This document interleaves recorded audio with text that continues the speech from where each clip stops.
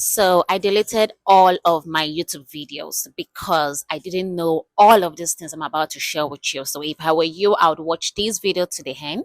And I'm going to be sharing some things that I believe everybody who wants to be a content creator should know.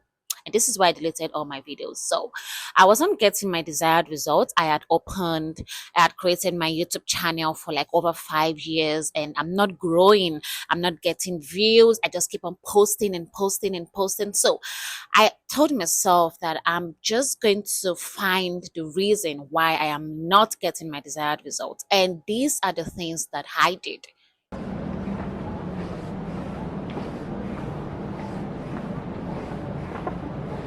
The very first thing I did was to go into my YouTube channel as an outsider. I just told myself, what if I don't know this person? What if I just stumbled on this YouTube channel and I just want to let me just see what this girl is up to? And to be very honest, I was not impressed.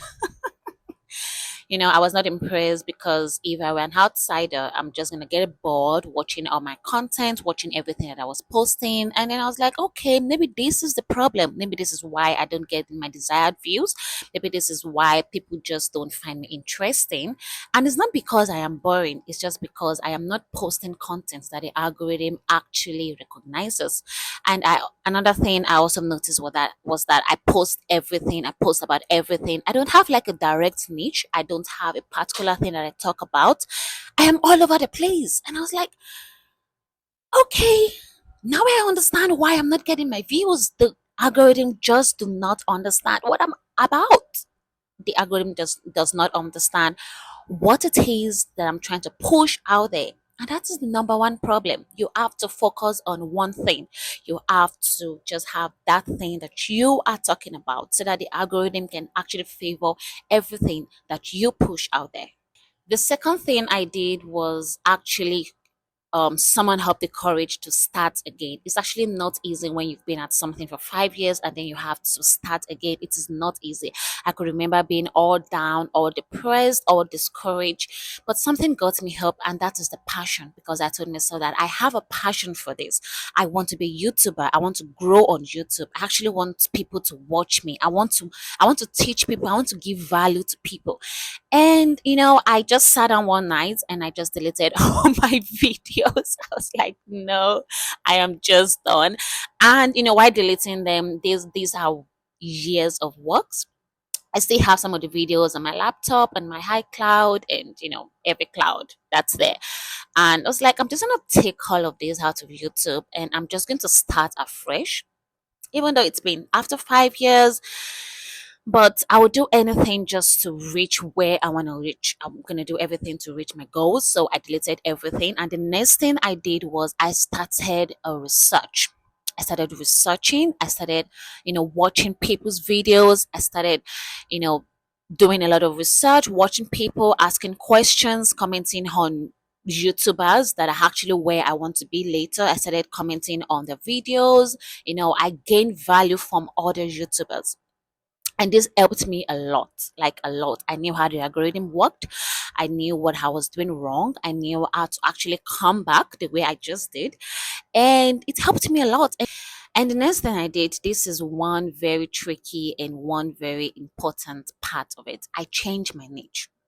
um I'm a fan of emotional intelligence. I love talking about emotional intelligence a lot.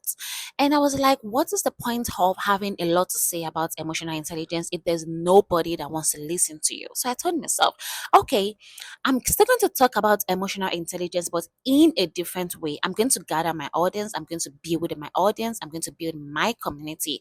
I'm going to give value. I'm going to teach content creators how to actually be successful in whatever niche they choose. And I'm still going to put a dash of emotional intelligence in it. I have a degree in psychology. I am an immigrant. I'm a Nigerian living in Canada. I have quite a lot to share about my life experiences.